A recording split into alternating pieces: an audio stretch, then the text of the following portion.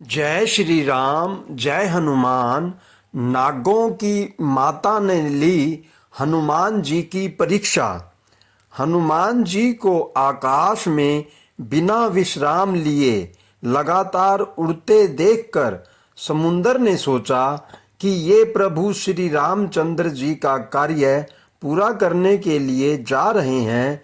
किसी प्रकार थोड़ी देर के लिए विश्राम दिलाकर इनकी थकान दूर करनी चाहिए। उन्होंने अपने जल के भीतर रहने वाले मैनाक पर्वत से कहा, मैनाक, तुम थोड़ी देर के लिए ऊपर उठकर अपनी चोटी पर हनुमान जी को बिठाकर उनकी थकान दूर करो। समुद्र का आदेश पाकर मैनाक प्रसन्न होकर हनुमान जी को विश्राम देने के लिए तुरंत उनके पास आ पहुंचा। उसने अपनी सुंदर चोटी पर विश्राम के लिए निवेदन किया तो हनुमान जी बोले, मैनाक, तुम्हारा कहना ठीक है, लेकिन भगवान श्री रामचंद्र जी का कार्य पूरा किए बिना मेरे लिए विश्राम करने का कोई औचित्य ही नहीं बचता। ऐसा कहकर उन्होंने मैनाक को हाथ से छूकर प्रणाम किया और आगे चल दिए। हनुमान जी को लंका की ओर प्रस्थान करते देखकर देवताओं ने सोचा कि ये रावण जैसे बलवान राक्षस की नगरी में जा रहे हैं, इस समय इनके बल बुद्धि की विशेष परीक्षा कर लेना आवश्यक है।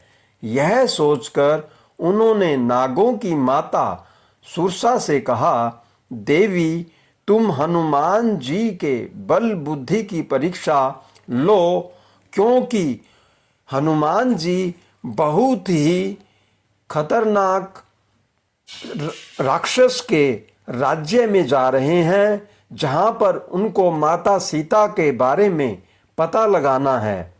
देवताओं की बात सुनकर सुरसा तुरंत एक राक्षसी का रूप धारण कर हनुमान जी के सामने जा पहुंची और उनका मार्ग रोकते हुए बोली, वानर वीर, देवताओं ने आज मुझे तुमको अपना आहार बनाने के लिए भेजा है।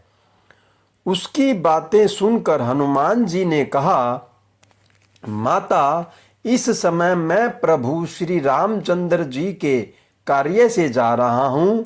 उनका कार्य पूरा करके मुझे लौट आने दो। उसके बाद मैं स्वयं ही आकर तुम्हारे मुंह में प्रविष्ट हो जाऊंगा। यह तुमसे मेरी प्रार्थना है।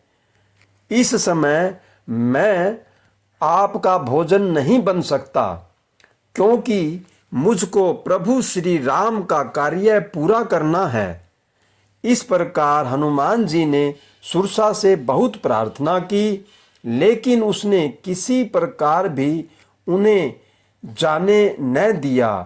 अंत में हनुमान जी ने क्रोधित होकर कहा, अच्छा तो लो, तुम मुझे अपना आहार बनाओ।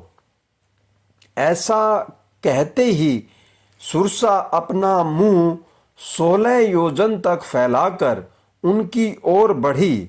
हनुमान जी ने भी तुरंत अपना आकार उसका दुगना अर्थात 32 योजन तक बढ़ा लिया। इस प्रकार जैसे जैसे वह अपने मुख का आकार बढ़ाती गई, हनुमान जी अपने शरीर का आकार उसका दुगना करते गए। अंत में सुरसा ने अपना मुंह फैलाकर 100 योजन तक चौड़ा कर लिया। तब हनुमान जी तुरंत अत्यंत छोटा रूप धारण करके उसके 100 योजन चौड़े मुंह में घुसकर तुरंत बाहर निकल आए। उन्होंने आकाश में खड़े होकर सुरसा से कहा, माता, देवताओं ने तुम्हें जिस कार्य के लिए भेजा था वह पूरा हो गया है। अब मैं भगवान श्री रामचंद्र जी के कार्य के लिए अपनी यात्रा आगे बढ़ाता हूँ। सुरसा ने तब उनके सामने अपने असली रूप में प्रकट होकर कहा, महावीर हनुमान, देवताओं ने मुझे तुम्हारे बल बुद्धि की परीक्षा लेने के लिए यहाँ भेजा था। तुम्हारे बल बुद्धि की समानता करने वाला तीनों लोकों में कोई नहीं है। तुम शीघ्र ही भगवान श्री रामचंद्र जी के सारे कार्य पूर्ण करोगे, इसमें कोई संदेह नहीं है। ऐसा मेरा आशीर्वाद है।